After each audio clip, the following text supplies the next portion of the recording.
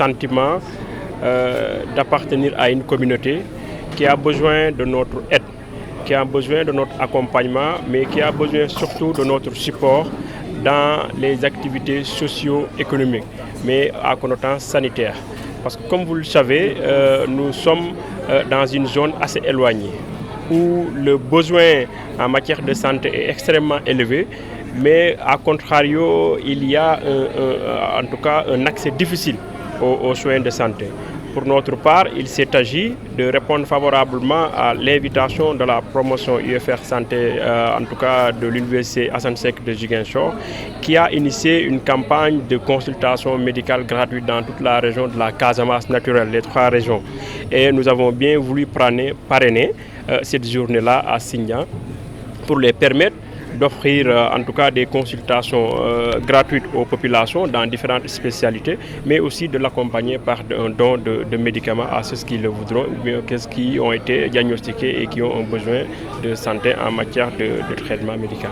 C'est une vieille revendication, en fait c'est une vieille doléance, j'allais dire, mais vous savez, les choses se font dans la planification et tout ça, et je pense que le gouvernement, compte tenu de la carte sanitaire du Sénégal, prendra les dispositions idoines pour que le moment venu, que voilà, justement cette doléance des populations, cette préoccupation des populations soit totalement prise en charge. Mais il faut aussi quand même le noter pour s'en féliciter que le gouvernement du président Macky Sall depuis 2012 a fait énormément d'efforts dans le sens de la prise en charge médicale des populations de la commune de Sindian.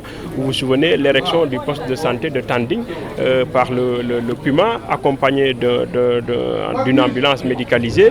Il y a aussi la disponibilité de l'ambulance de Meyek, en plus de en tout cas la prise de service en tout cas du chef de poste.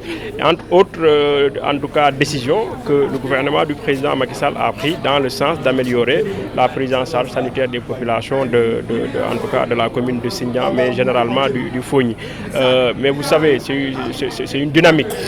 Nous sollicitons encore une fois de plus de la part des autorités gouvernementales, surtout le ministre de la Santé, en tout cas une oreille attentive, surtout un regard bienveillant en direction des populations de la commune de Sindian et du Fogny pour que les efforts jusque-là consentis soient accentués et améliorés dans le sens de vraiment aider les populations à s'en sortir. Oui, parce que vous savez, généralement je réponds à une question qui est de savoir, posez-vous la question de savoir qu'est-ce que vous pouvez faire pour votre localité au lieu de poser la question contraire. Et en réponse, j'essaie de voir, en tout cas, dans ce qui m'est donné, en tout cas, ce que j'ai comme responsabilité, comment aider les populations dans différents domaines à pouvoir sentir, en tout cas, la présence, mais surtout l'engagement que nous avons en direction de notre communauté.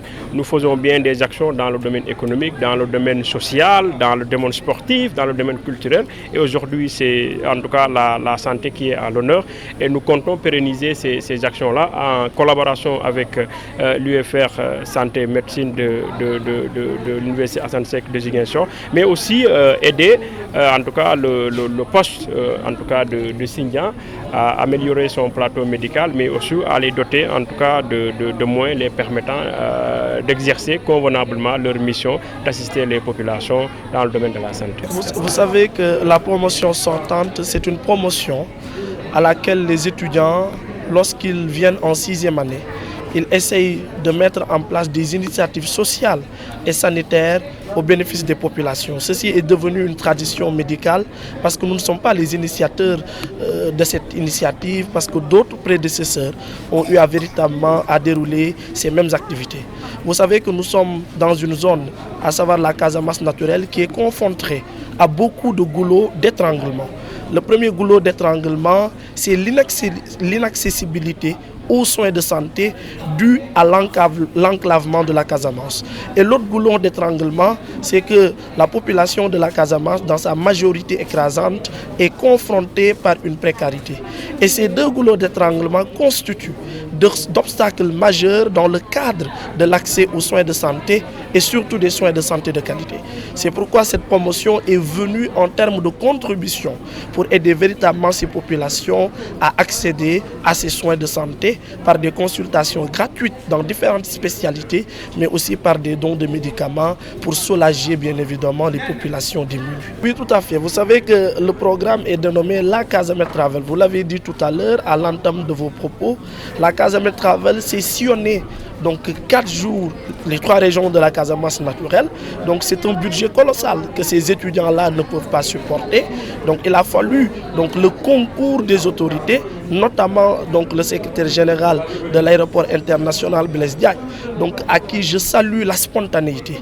Vous savez, lorsqu'il a eu écho donc de cette initiative, naturellement, il a décidé sans anicroche de nous accompagner et d'inviter la caravane médicale dans le cadre de son passage à Bignona de venir à Xinjiang.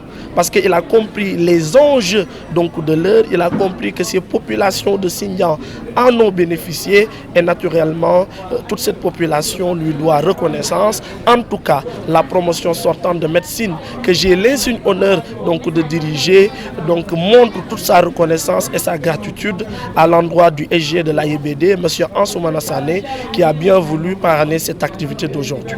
Vous savez, on n'était pas surpris. Parce que nous savons que ces localités comme Xinjiang, c'est ce qui est passé hier à Tanko, au fin fond donc de Bounkiling. On a une affluence de plus de 300 personnes qui sont venues se faire consulter.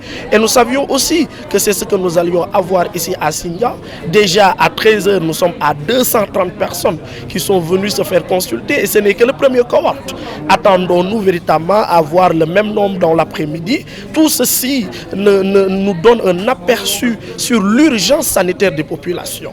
Et je pense que c'est un plaidoyer que les autorités, que ce soit étatiques, sanitaires et locales, doivent entendre et qu'ils financent ou qu'ils contribuent ou qu'ils mettent plus donc, de budget dans le cadre de la prise en charge sanitaire des populations. Vous savez, aujourd'hui, lorsqu'on a initié ces consultations, nos professeurs, nos chers maîtres nous ont demandé d'insister beaucoup plus sur le dépistage.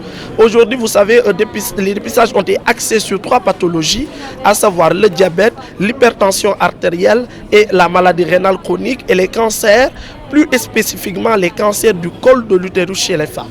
Vous savez qu'il y a une décennie, ce sont les maladies transmissibles comme le VIH et l'hépatite B qui faisaient l'hécatombe dans le monde. Mais la tendance est inversée, on voit de plus en plus que les personnes décèdent dues aux maladies chroniques. Et quelle est la conséquence véritablement de cela, ou disons la cause de cela? Il l'a dit tout à l'heure le parrain à l'entame de son propos, c'est que ces personnes-là d'habitude ne connaissent pas leur statut parce qu'ils ne vont pas se faire consulter dans les structures sanitaires. C'est pourquoi cette opportunité-là a permis aujourd'hui de pouvoir détecter beaucoup de patients qui étaient hypertendus et qui ne le savaient pas. Or qu'aujourd'hui, il faut savoir qu'un patient qui est atteint d'hypertension artérielle doit se traiter à vie. Donc si ces patients-là n'étaient pas détectés précocement, d'ici 1 an ou 2 ans, il allait faire un accident vasculaire cérébral qui peut être fatal à ces populations. Donc je pense que le sens véritablement de ces consultations est extrêmement important. Mais aussi, on a vu tout à l'heure la gériatrie, on a vu que beaucoup de patients présentaient des hypertrophies bénignes de la prostate. Donc ce sont des pathologies donc, qui touchent véritablement les personnes âgées et ça nous a permis de référer ces patients, donc d'aller voir des urologues à l'hôpital de la paix de Ziguinchor et à l'hôpital donc régional, et nous allons faire donc avec rigueur un suivi pour que ces patients puissent être pris en charge correctement dans ces structures sanitaires avec un plateau médical beaucoup plus élevé que ce que nous avons aujourd'hui. Vous me permettez aussi donc de remercier au-delà du parrain, de remercier toute la population donc de Xinjiang qui a répondu massivement donc à cet appel à la solidarité, mais aussi féliciter et remercier donc l'infirmier chef de poste de Xinjiang, donc Monsieur Nour, lui aussi qui n'a ménagé aucun effort dans le cadre véritablement de la réussite de cette activité.